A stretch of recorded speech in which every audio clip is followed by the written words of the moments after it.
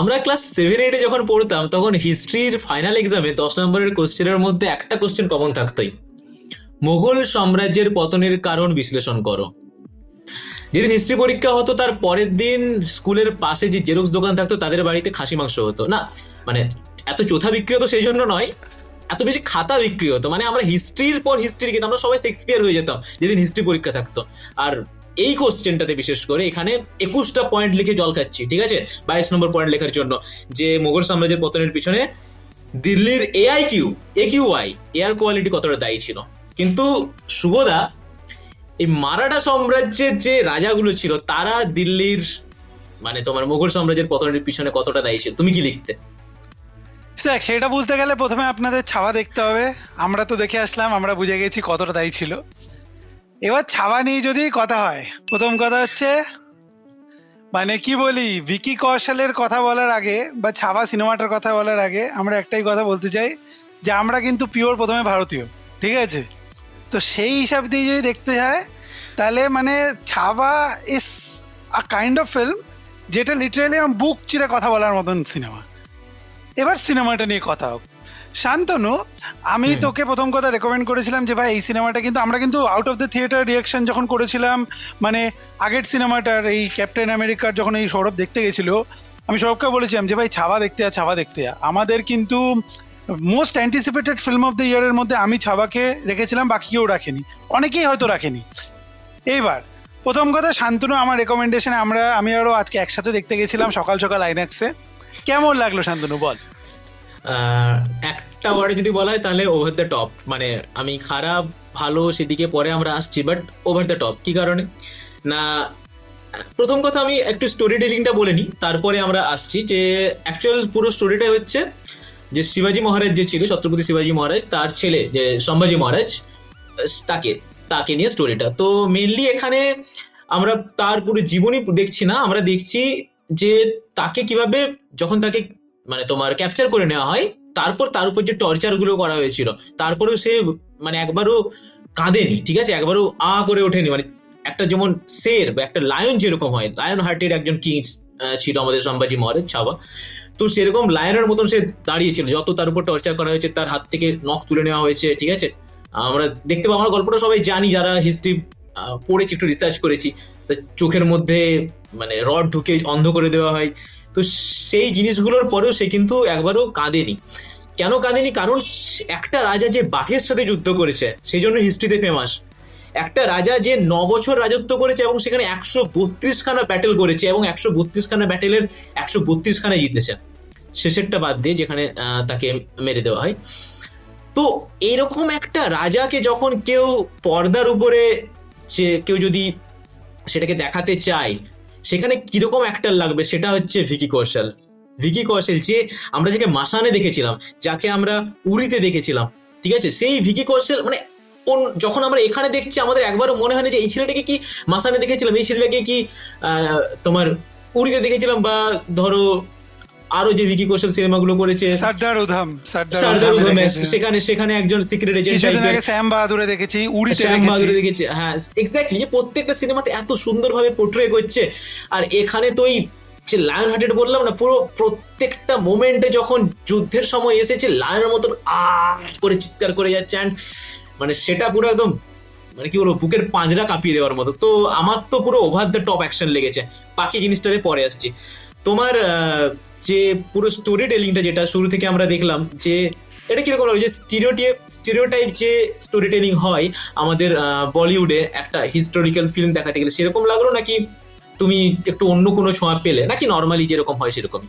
আচ্ছা দেখ, প্রথম কথা এই জিনিসটা বুঝতে হবে যে এই সিনেমাটা কিন্তু একটা বই থেকে অ্যাডাপ্ট করা। একটা নোভেল আছে শিবাজি সাওয়ান্তের, ঠিক আছে, এই ছাওয়া সেম নামে, জাস্ট স্পেলিংটা ডিফারেন্ট। মানে এখানে আমি জানি না ওরা কি কপিরাইটের জন্য করেছে যে এক্সট্রা একটা অ্যাড করে দিয়েছে, বিকজ নোভেলটার নাম হচ্ছে CHHAVA, ঠিক আছে, হোয়াট এভার।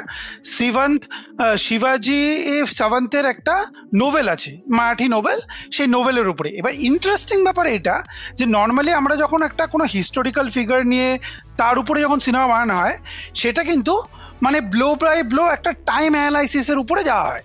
এখানে জিনিসটা একটু অন্যরকম, বিকজ এই নোভেলটাও ইন্টারেস্টিং ব্যাপার এটা যে এই নোভেলটাও কিন্তু একটা ফিকশনালাইজড অ্যাকাউন্ট অফ সম্ভাজি মহারাজ। সম্ভাজি মহারাজ প্রথম কথা কি, সম্ভাজি মহারাজ হচ্ছে ছত্রপতি শিবাজি মহারাজের ছেলে, তার সবচেয়ে বড় ছেলে।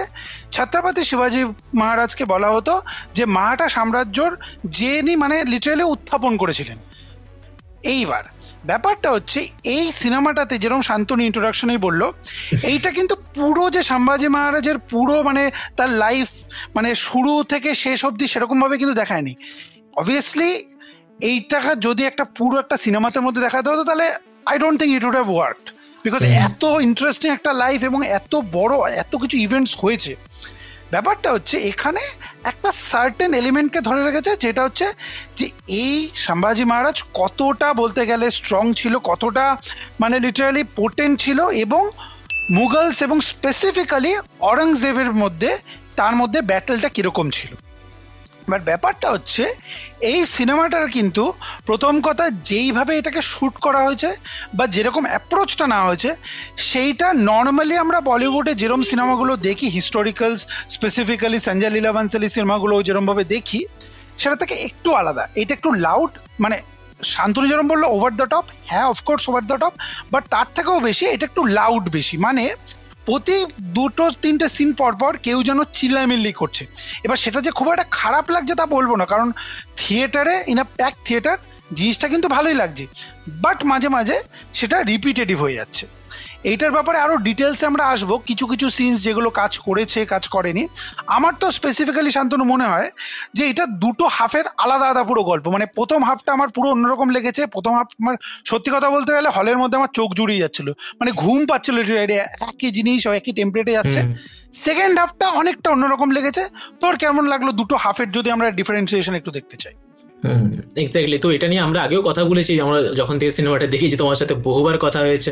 তো আমরা অ্যাকচুয়ালি বাকিদের জানিয়ে রাখি যে শুভদা আমি দুজন আলাদা কন্ট্রাডিকশনে চলছিলাম, মানে একটু মতামতের কন্ট্রাস্ট দেখা যাচ্ছিল আমাদের এই স্টোরি টেলিংটা নিয়ে। যেরকম আমার মনে হচ্ছিল পার্সোনালি যে যেহেতু গল্পটা ওই শিবাজি মহারাজ যে ছিল, সরি সম্ভাজি মহারাজ, তাকে তার উপর যে টর্চার গুলো করা হয় সেটাই মেইনলি সেই নোভেলটা থেকে যেহেতু অ্যাডাপ্ট করে, তো আমার মনে হচ্ছে শুরু থেকেই যদি এই যে লাস্টে ব্যাটেলটা দেখতে পেলাম না আমরা, লাস্টের প্রায় 40-45 মিনিট ধরে ওই ব্যাটেলটা হচ্ছে একটা ঘরের মধ্যে, লোক ক্রাউডেড হয়ে গেছে, সেখানে যুদ্ধ হচ্ছে, সেখান থেকে লাখ লাখ মানে 8 লাখ সৈন্য তাদেরকে মেরে তারপর সবাই আস্তে আস্তে মরে যাচ্ছে, এবং সেখান থেকে তাকে ক্যাপচার করা হয় এবং নিয়ে যাওয়া হয় তোমার অরঙ্গজেবের কাছে, এবং সেখানে তাকে রীতিমতো টর্চার করা হয়, এবং তারপরে সিনেমাটা শেষ হয়। তো এই জায়গাটা অনেকটা ফাস্ট, অনেকটা লেন্দি হয়ে যায়। তো একটার পর একটা টর্চার যখন আসছিল তখন আমার মনে হচ্ছে যে আচ্ছা এটা করতে আসছে, গায়ে কাটা দিচ্ছে, তারপরে একটা হলো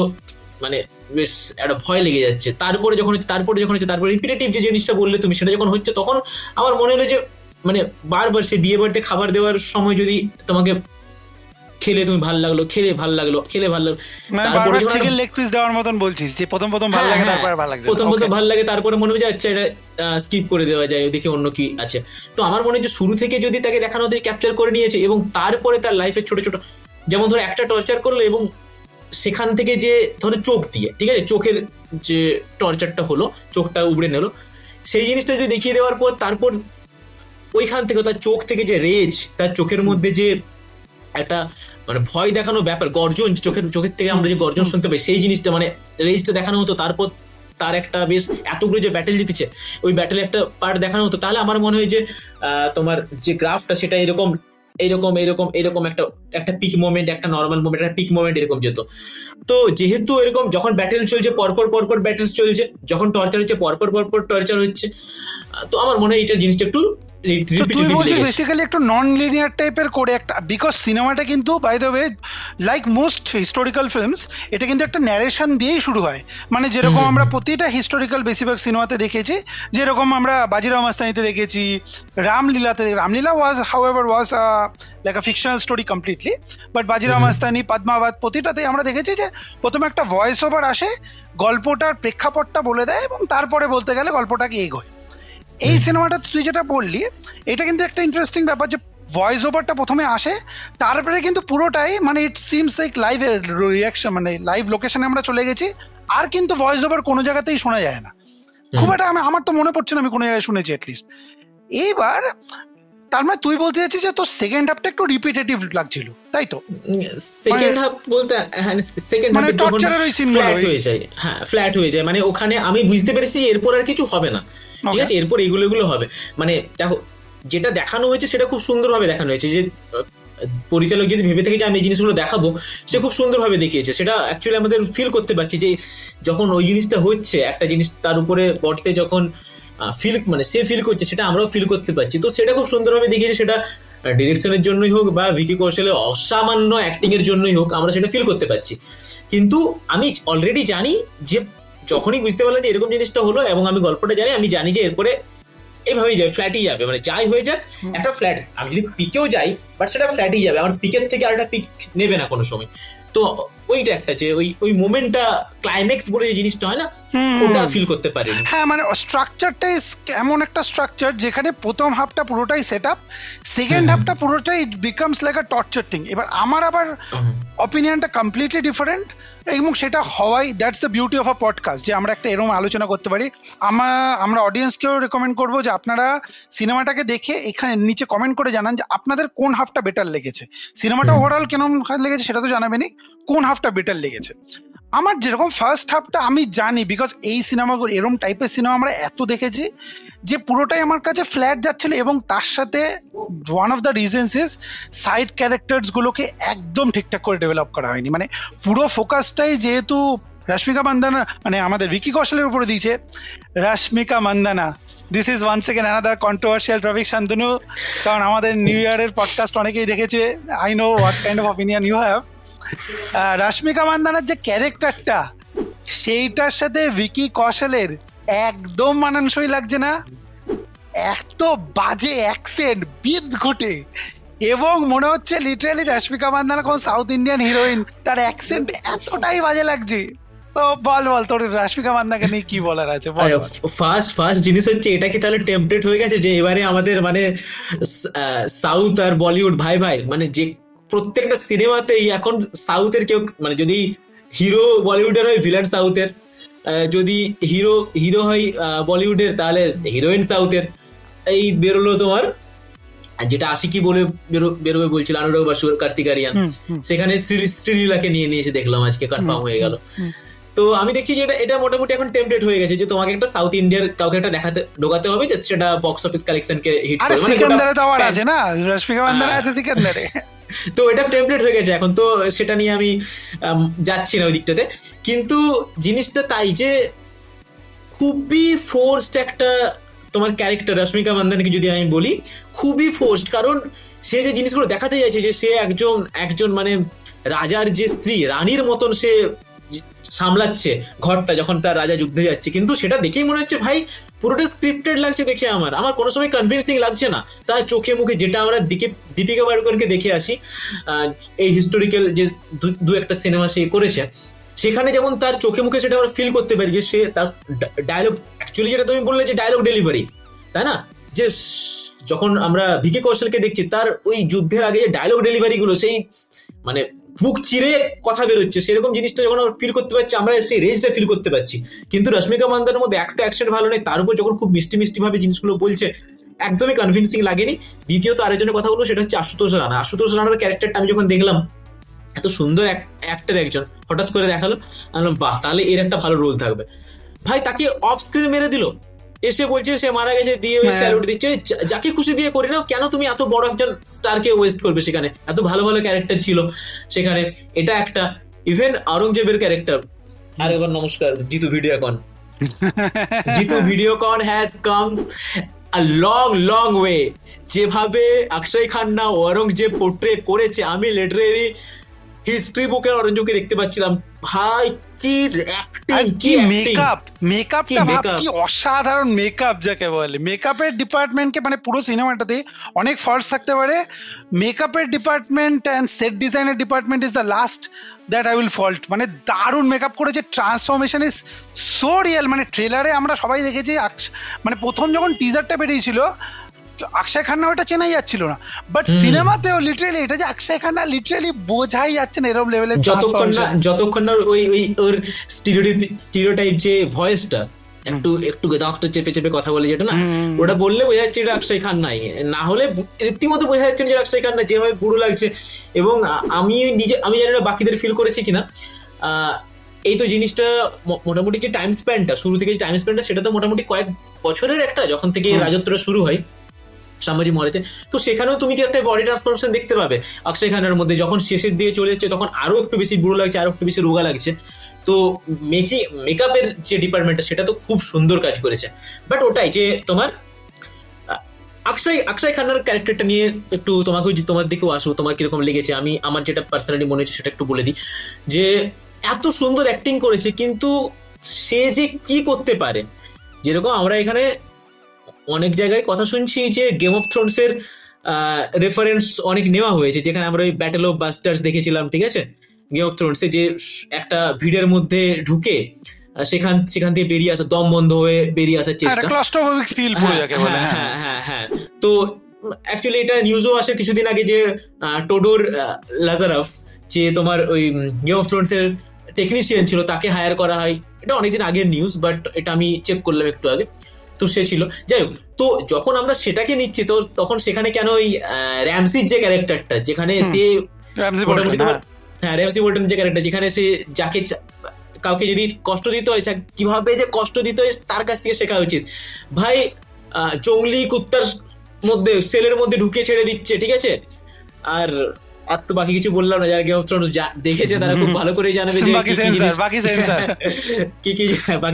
কি কি জিনিস করা হয়েছে। তো ওই রকম কিছু একটা দেখা গেছে, ওরকম যে এইরকম মেন্টালিটির লোক, মানে যে তার বাবাকে মারেনি, বাবাকে জেলে ঢুকিয়ে যা যা হতে পারে, সে কি কি করতে পারে। তো সেই জিনিসগুলো একটু একটু যদি দেখাতো না, তখন ক্যারেক্টারটার প্রতি একটা ঘৃণা আসতো, একটা ভয় আসতো, মানে সেই হাতগুলো এরকম হতো, এরকম ব্যাপার আসতো। কিন্তু সেই জিনিসটা দেখায়নি, জাস্ট ওর ডায়লগ ডেলিভারি, ওর চোখে মুখে এক্সপ্রেশন, এসব দিয়ে ছেড়ে দিয়েছে। আওরঙ্গজেবের ক্যারেক্টারটা এখানে অনেকটা স্টিফ যাকে বলে, মানে সে এরকম এই সিটে একটা বসে থাকে, বসে বলতে গেলে শুধু বড় বড় মানে কথা বলতে থাকে, এবং এই অর্ডার দিতে থাকে যে এইটা এই করো, আমার আর্মি এইখানে এই যাবে, এখানে ওই যাবে। ইউ আর পার্শিয়ালি, হ্যাঁ তুই কোয়াইট কারেক্ট। বাট আমার এইটাও মনে হয় এখানেও একটা ছোট্ট ডুওপলি, যে বিকজ হি ইজ বিন শোন in kind of a silent way, এবং যেহেতু অরঙ্গজেবের বয়সটার কিন্তু difference with Sambhaji is very much, তাই না? তো তাকে একটা ওল্ড হর্স টাইপের দেখিয়েছে। সো সেইটার I think it adds more to the character of Akshaye Khanna. মানে অক্ষয় খান্নার যদি রোলটা যদি অন্য কেউ করতো, তাহলে আই ডোন্ট থিঙ্ক এই জিনিসটাকে আনতো। বাট যেহেতু Akshaye Khanna comparatively young actor play করছে ওল্ড ক্যারেক্টার, আমার মনে হয় এই জিনিসটাকে আরো বলতে গেলে হাইলাইট এই জন্য করেছে। বাট আমরা এই জিনিসটা দেখে বুঝতেই পারছি যে সিনেমাটার পুরোটাই হাইলাইট ছিল হচ্ছে সম্ভাজি মহারাজ এবং ভিকি কৌশল, সেখানে পারফরমেন্সটা কিরকম। আচ্ছা, কিছু কিছু জিনিস আমার মেজর ফল্ট লেগেছে সিনেমাটার মধ্যে, যেরকম শান্তনু এবং আমরা দুজনেই এগ্রি করলাম যে মেকআপ ডিপার্টমেন্ট অসাধারণ। কিন্তু মেকআপের সাথে আমরা সবসময় একটা কথা বলি যে সিজিআই কিন্তু আমার স্পেশালি যেটাকে টিজার বেরোনোর সময় হাইপ করা হয়েছিল ওই লায়নের সাথে সিনটা, হরেবল লেগেছে, লিটারালি হরেবল লেগেছে। মানে সিজিআই দেখেই বোঝা যাচ্ছে ওইটা সিজিআই মেড একটা লায়ন। এবং তার সাথে আমার মিউজিকের ব্যাপারে আমার মেজর কমপ্লেন্টস আছে। প্রথমে যদি সিজিআই এর কথা আসি, যেরকম বললাম, মিউজিকের ব্যাপারে যদি একটু ডিটেলে যদি কথা বলি, এ আর রহমান কত বড় লেজেন্ড আমরা সবাই জানি। বাট কিছু কিছু সময় আমার মনে হয়, not only this film, but কিছু কিছু সময় স্পেশালি লাস্ট 5-6 বছরে আমার মনে হয় যে এ আর রহমান লিটারালি হয়তো টাকার জন্য জিনিসগুলোকে করেছে, ও কোনো রকম ভাবে বলতে গেলে মিউজিক দিয়ে দিলেই হবে। এই সিনেমাটাতে প্রথম কথা হচ্ছে গান তো হিট না, ঠিক আছে, দ্যাট ইজ ফাইন। হিস্টোরিক্যাল সিনেমাতে গান হিট হওয়ার ইটস নট নেসেসারি, হয় normally, but it's not necessary. আমি একটা জিনিস রিয়েলাইজ করলাম, একটা সিন আছে যেখান থেকে ভিকি কৌশলের প্রথমবার মানে সম্ভাজি মহারাজকে টর্চার করছে, ভাই ব্যাকগ্রাউন্ডে আমি ইলেকট্রনিক গিটারের মিউজিক পেয়েছি। ভাই, what kind of fuck is that? যদি তুমি একটা সিনেমা যেটা 1700 সেঞ্চুরিতে তুমি বানাচ্ছ, তার ব্যাকগ্রাউন্ড মিউজিকে তোমাকে ভিনা, সিতার এইগুলোকে ইউজ করতে হবে, correct? How the fuck is it যে তোমার ইলেকট্রনিক গিটারের বলতে গেলে আওয়াজ আসছে? তুই যদি ভালো করে সিনেমাটা, আমাদের অডিয়েন্স যদি নেক্সট কিছু এই রিভিউটা দেখার পরে যদি দেখে, আপনারা যদি হলে গিয়ে ভালো মতন দেখবেন, সেকেন্ড হাফে একটা সিন আছে যেখানে আপনারা নোটিস করবেন ইলেকট্রিক গিটারের আওয়াজ পাবেন। কি করে হচ্ছে এই বড় বড় ফল্টগুলো, কি করে হচ্ছে? I literally don't know. এবং এই এ আর রহমান, আমি আরো কেন এটা প্যাশনেট ভাবে বলছি, এই এ আর রহমান আগের বছর সাউথ ইন্ডিয়াতে পোনিয়ান সিলভারের মতন দারুণ মিউজিক দিয়েছিল। I don't no, I am shocked, যাকে বলে শকড। তো আমার এখানেও একটু কন্ট্রাস্টিং একটা ভিউ আছে, যেখানে আমার আমার পার্সোনালি যখন ফার্স্ট হাফে ছেড়ে দিলাম, ফার্স্ট হাফে তুমি মানে আমি মিউজিক কিছু খুঁজে পাইনি, ইভেন যে গানগুলো ছিল সেগুলো ওইখানে যেগুলো যেভাবে পুট করে সেটা আরে একটা আননেসেসারি গান তো ছিল আমার কেটে মনে দিয়েছে, হয়। তারপরে আবার একটা গান তো হ্যাঁ কেটে হ্যাঁ দিয়েছে, হ্যাঁ। নাচের গানটা ট্রিগার হয়ে হ্যাঁ, গেছে তো মানুষের। তো এটা এটা এটা স্ক্রিন প্লে জানি না কি জন্য ফল্ট মনে হয়েছে, আমার মনে হয় গানগুলো সেখানে যেটুকু গান দিয়েছে সেটা আমার মনে হয় না যে দরকার ছিল বলে। সেকেন্ডলি সেকেন্ড পার্টে যখন ওই লাস্ট 45 মিনিটস ওই সময়টাতে যখন যুদ্ধটা শুরু হয়, শেষ যুদ্ধটা, ওখানে বিভিন্ন ফেজে তোমার গানগুলো ব্যাকগ্রাউন্ড মিউজিকগুলো চেঞ্জ হয়, ঠিক আছে? তো আমি অত ডিটেলিং এ যাচ্ছি না যে কোনখানে কোন মিউজিকটা বেটার হতো। আমি আমি যদিও ওটা তখন শুনতে পাইনি, তুমি আমাকে পরবর্তীকালে বললে, বাট আমি ওটা নোটিস করিনি তখন, যে ইলেকট্রিক গিটারের যে কথাটা বললে। বাট ওইখানে পার্টিকুলারলি যখন ওই ঘরের মধ্যে যুদ্ধটা হচ্ছে, ওখানে একটা মিউজিক বাজে এবং আমার ওটা খুব খুব মানে এঙ্গেজিং লেগেছে, যে গুমোট ব্যাপার জায়গার মধ্যে একটা এরকম দম বন্ধ করে মিউজিক বাজছে। তো আমার ওটা খুব খুব কানে লাগে এবং খুব ভালো লাগে আমার। তো একটা ওভার দ্য টপ ব্যাপার নেই, যেটা আমরা ওই ব্যাটল অফ বাস্টার্সেও দেখেছিলাম, যে একটা মিউজিক যেটা শ্লথ হয়ে যায়, একটা দম বন্ধ করে মিউজিক যেটা ফিল করতে পারি আমরা ওই হ্যাঁ গুমোটের মানে মধ্যে ইট থেকে অ্যাডস টু গেলাম। The claustrophobic feel. না না, হ্যাঁ, ব্যাকগ্রাউন্ড তো মিউজিক ভালো। আমার ব্যাকগ্রাউন্ড মিউজিক নিয়ে to be very honest problem নেই।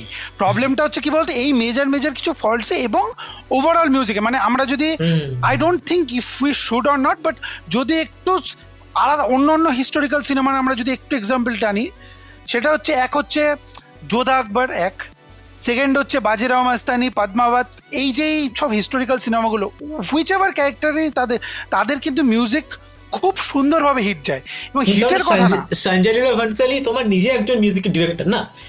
সঞ্জয় লীলা ভানসালির মিউজিক টেস্ট অসামান্য, বাট মানে এটা ভাবনা যোধা আকবরের তো আশুতোষ গোরেকার, এন্ড যোধা আকবরের মিউজিক কে দিয়েছে? এ আর রহমান। সো এইখানে এত বড় যে একটা, মানে লিটারালি, আর একটা, আমি কিছুদিন আগে সৌরভের সাথে একটা পডকাস্টে কথা বলছিলাম, আগে শিবের শেষেমিয়ার পডকাস্টে, যে অরিজিৎ সিং এর কিন্তু একটা স্যাচুরেশন আসছে। যে অরিজিৎ সিংকে আমরা রামলীলা, বাজিরাও মাস্তানি, পদ্মাবতের তিনটে অসাধারণ অসাধারণ গান শুনেছি, এখানে অরিজিৎ সিং এর একটা গান আছে সেকেন্ড হাফের জাস্ট শুরুতে, মানে দুজনের ওই রোমান্টিক কাইন্ড অফ একটা রিলেশনশিপের সময় দেখাচ্ছে, গানটা কখন আসলো কখন চলে গেল ঠিক বুঝতেই পারলাম। এবার I don't know if it's Arijit Singh's fault or the writing's fault of the lyrics, but there is no impact of the music at all তাকে বলে। কিন্তু বলিউডে যেটা আমরা সবদিন দেখে এসেছি, যে মিউজিক খুব বড় একটা ভূমিকা পালন করে একটা সিনেমাকে স্টেজ করার জন্য, ঠিক আছে? সেটা বিভিন্ন কারণে, কারণ এমন নয় যে জোর করে ঢুকাচ্ছি, কারণ আমাদের সঙ্গীত আমাদের দেশে সব দিন একটা কলা ছিল, ঠিক আছে? সঙ্গীত রাজ দরবারে সবসময় সঙ্গীত বাজতো, তো সঙ্গীতের একটা পেশা তো ছিল সবসময়। তো আমাদের যদি ঠিকঠাকভাবে দেখানো হতো, ওটা কনভিন্সিং লাগতো। যে আমি যেটা বললাম যে আননেসেসারি লেগেছে, কারণ ভুলভাল জায়গায় প্লট করা হয়েছে ওই জন্য। এক্স্যাক্ট। হ্যাঁ, তো যাই হোক, তো আমাদের যদি তোমাকে জিজ্ঞেস করি তোমার ওভারঅল ভিউটা কি, মানে আসছে আমরা যে দিকটা ঢুকতে যাচ্ছি সেটা হচ্ছে যে আমরা ওপেনিং যেটা তুমি প্রেডিক্ট করে দিয়েছিলে আমাদের নিউ ইয়ার পডকাস্টে, যে ছাবা নিয়ে কেউ কথা বলছে না, বাট ছাবা উইল রোড, ঠিক আছে? তো সেটা আমরা দেখতে পেলাম যে 33 কোটি ফার্স্ট দিন, যেটা হবে হবে দাঁড়াও দাঁড়াও, তো এখনই 33 কোটি। কেন বলছি, কারণ ভিকি কৌশলের কোনোদিন লাইফে ডে ওয়ানে, মানে ওপেনিং যেটা বলি, 8 কোটি উপরে যায়নি, 8 কোটি গেছে তোমার ব্যাড নিউজ, ঠিক আছে? ব্যাড নিউজ 8 কোটি গেছে, তারপর এটা 33 করোড়, মানে তো ভিকি কৌশল, মানে আমি বক্স অফিসের দিকে আসছি, তো এই যে জিনিসটা, এটা কি কারণে হচ্ছে? মানে স্টোরি টেলিং, না ভিকি কৌশলের স্টারডম, না ভিকি কৌশল হ্যাজ বিকাম আ সুপারস্টার? না দেখ, এটার মাল্টিপল ফ্যাক্টরস আছে। প্রথম কথা, ব্যাপারটা হচ্ছে সিনেমাটা প্রথম ভাবেই যেইভাবে বানানো হয়েছিল, এবং এটা বুঝতে হবে, এই যে সিনেমাটা বেরোনোর আগে নানান রকম কর্পোরেট বুকিং এর কথা হচ্ছিল এন্ড অল দ্যাট, এবং এগুলো পার্শিয়ালি ট্রু অ্যাজ ওয়েল। আমরা এখন দেখছি আনফর্চুনেটলি প্রতিটা সিনেমাতেই, স্পেশালি মানে আমাদের হিন্দি সিনেমাতে আরো বেশি বোঝা যায়। কেন? বিকজ ট্রান্সপারেন্ট খুব, হিন্দি সিনেমার যে box office, that is very transparent. যদি একটা কিছু খারাপ হয়, তাহলে সেটার বলতে গেলে 4-5টা রিপোর্ট চলে আসে 4-5টা ওয়েবসাইট থেকে, which is not with south, what ever. ব্যাপারটা হচ্ছে এইটার কিন্তু, আমি জানি না তুই কি তানাজি দেখেছিস? তানাজি দ্য আনসাং ওয়ারিয়র দেখেছিস? হ্যাঁ হ্যাঁ হ্যাঁ। তানাজি দ্য আনসাং ওয়ারিয়রেও যেরকম হয়েছিল, যে this will be a very Mumbai and Maharashtra heavy kind of film. মানে কলকাতাতে কালেকশন কি করলো, বা অন্য কোনো রাজ্যে, সাউথ ইন্ডিয়া, ব্যাঙ্গালোর, এসব জায়গায় কি কালেকশন করলো, will not matter too much, but এই যে এত বড় ওপেনিং, তার one of the contributing factors is trailer আর টিজার গুলো দারুণভাবে কাজ করেছে, প্রথম কথা। সেকেন্ড কথা হচ্ছে আমরা অনেকদিন হয়ে গেছে একটা মোটামুটি ভালো হিস্টোরিক্যাল সিনেমা দেখি না। লাস্ট আমার হিস্টোরিক্যাল সিনেমা যা মনে পড়ছে সেটা হচ্ছে আদিপুরুষ, and we don't want to talk about that. Thirdly, এই যে ভিকি কৌশলের একটা গুড ভাইবস কিন্তু আছে, না হলে আমরা গুড নিউজ না ব্যাড নিউজে ওই একটা গান তো হিট হয়েছিল, বাট তাছাড়াও ভিকি কৌশল is becoming like one of the real dependent actors, যেটা অডিয়েন্সরা ট্রাস্ট করে। মানে তুই ভাব না, ভিকি কৌশলের রেঞ্জ ভাব। আমরা আমরা একটা পডকাস্ট করব, ঠিক আছে? সেখানে আমি ভাবছিলাম, আমি তোমাকে এখানে আটকাচ্ছি না, বাট ওই জিনিসটা যে মাসান থেকে শুরু করে আজকে যতগুলো সিনেমা সে অনেক ভুলভাল সিনেমা চুজ করে, সেটা নিয়ে কথা নেই, বাট প্রত্যেকটা সিনেমাতে তুমি আলাদা আলাদা ভিকি কৌশলকে দেখতে পাবে, তাই না? প্রত্যেকটা এতে। তো আপনারা যদি চান যে ভিকি কৌশল নিয়ে একটা পডকাস্ট হোক, সেটা আপনাদের প্লিজ জানান, তাহলে আমরা পরবর্তীকালে সেটা করার সাহস পাবো। শুভদা কি বলছিলেন? হ্যাঁ, তো এবার ব্যাপারটা হচ্ছে তোর যে বক্স অফিসের যে ব্যাপারটা, ঠিক আছে, দ্যাট হ্যাজ বিকাম লাইক, এই সিনেমাটার প্রথম দিন 33 কোটির উপরে ওপেনিং নিয়েছে, তার মধ্যে তার 25 to 30% contributor is Maharashtra market itself. এইবার এই মার্কেটটা লিটারালি আমি বলছি, আমি প্রথমেই বলেছিলাম যে 200 কোটি টাকার মতন মিনিমাম মহারাষ্ট্র থেকে টোটাল কালেকশন করার এই সিনেমাটার ক্ষমতা রাখে। এইবার ব্যাপারটা হচ্ছে this film is so huge, এইটা মিনিমাম আমার যা মনে হচ্ছে সিকান্দারের আগে অবধি কোনো বলতে গেলে বড় রিলিজ কিন্তু নেই, সিকান্দারের আগে কোনো বড় রিলিজ নেই। সো মিনিমাম হলেও এইটা টোটাল আই গেস 300-350 কোটি তো যাবেই, এবং মুম্বাইতে 250 crores অব্দিও যেতে পারে, উইচ ইজ ইনসেন। বছরের সবচেয়ে বড় একটা ওপেনিং নিয়েছে, বছরটা যা শুরু হয়েছে, but huge, it is huge যাকে বলে। একদম।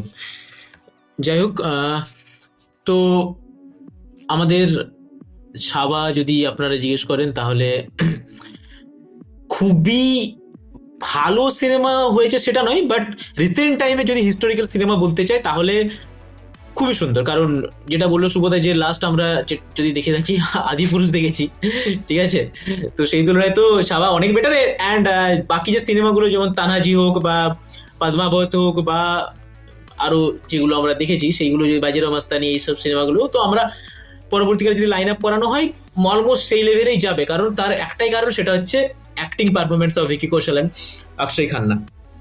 তো যাই হোক, এই ছিল আমাদের আজকের পডকাস্ট, যেটা আমরা ছাবা নিয়ে আলোচনা করলাম। আমরা পরবর্তীকালে আমরা আজকে ভেবেছিলাম অ্যাকচুয়ালি ভিকি কৌশল নিয়ে আমরা আলোচনা করতে পারি, কিন্তু আমরা সেটাকে সেলফ করলাম। পরবর্তীকালে আমরা ভিকি কৌশল নিয়ে আলোচনা করেও সেখানে ভিকি কৌশল নিয়ে আবার অনেক আলোচনা হবে, সেটার জন্য ওয়েট করে থাকুন। তো আমি ছিলাম শান্তনু, আমার সাথে ছিল শুভদা। ফাইনালি বাঙালি শেষ অবধি দেখার জন্য আপনাদের অনেক ধন্যবাদ। এই ভিডিওটি ভালো লেগে থাকলে বন্ধুদের সাথে শেয়ার করুন, সাবস্ক্রাইব করুন চ্যানেলটি, এবং আমাদের সাথে সাথে বলুন শুভদা, জয় ভবানী। জয় ভবানী।